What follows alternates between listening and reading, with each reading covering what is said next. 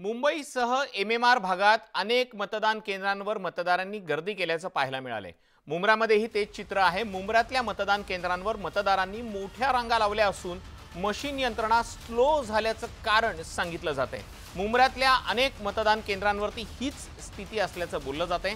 निवडणूक अधिकारी याबाबत काहीच निर्णय घेत नाही किंबहुना प्रतिक्रिया देत नाहीयेत। त्यामुळे मतदारांना तासनतास तात्काळत रांगेत उभं राहावं लागतंय। प्रशासन काहीच प्रतिसाद देत नसल्याची तक्रार मतदारांनी केलेली आहे। याबाबत जितेंद्र आव्हाडांनीही असेच काहीसे आरोप केलेले आहेत। अधिक माहिती जाणून घेऊयात। आपले प्रतिनिधी प्रमोद पाटील आपल्या सोबत जोडले गेलेले आहेत। प्रमोद, नेमका काय आरोप आहे? मतदान यंत्रणा जर स्लो झालेली आहे तर ती नेमकी कशी स्लो झाली?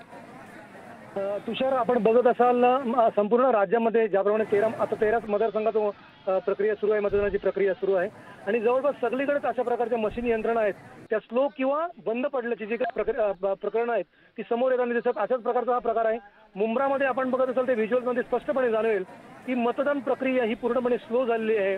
मतदार अनेक वेळेला सांगतात की एक मत टाकण्यासाठी आम्हाला जवळपास 2 ते 2.5 तासांचा अवधी लागत असेल तर आम्ही दिवसभर कसं काय रांगेमध्ये राहायचं, अशा प्रकारची प्रतिक्रिया ते देत आहेत आणि त्यावर कोणत्याही प्रकारे जे निवडणूक आयोगाचे अधिकारी आहेत ते कोणत्याही प्रकारे प्रतिक्रिया देताना दिसत नाहीयेत, त्यांना सकारात्मक प्रतिसाद देताना दिसत नाहीयेत।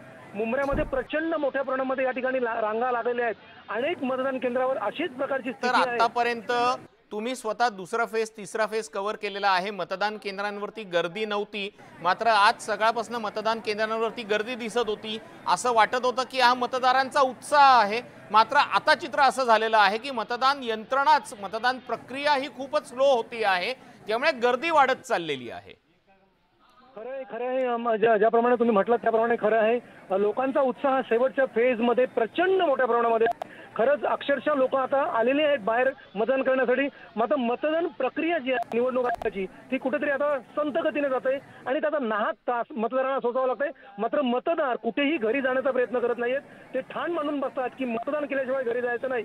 त्यामुळे आता कुठेतरी प्रशासनाने याकडे लक्ष देणं गरजेचं आहे। प्रशासनाने या गोष्टी गंभीर घेणं गरजेचं आहे, कारण टक्केवारी जर तुम्हाला वाढवायची असेल तर अशा प्रकारच्या संत गतीच्या ज्या मशीन यंत्रणा आहेत, अशा प्रकारचे संत गतीचे जे मतदान केंद्र आहेत त्यांना कुठेतरी आता तुम्हाला फास्ट करावं लागेल। अगदी खरं, नेमकी ही यंत्रणा गोंधळ कुठे आहे तो शोधावा लागणार आहे आणि कशा पद्धतीने मतदानाचा वेग वाढवावा लागणार आहे, नाहीतर अन्यथा रात्री 9-10 वाजेपर्यंत मतदान असंच सुरू राहण्याची भीती सुद्धा वर्तवली जाते आहे। धन्यवाद प्रमोद, तुम्ही दिलेल्या या माहितीसाठी।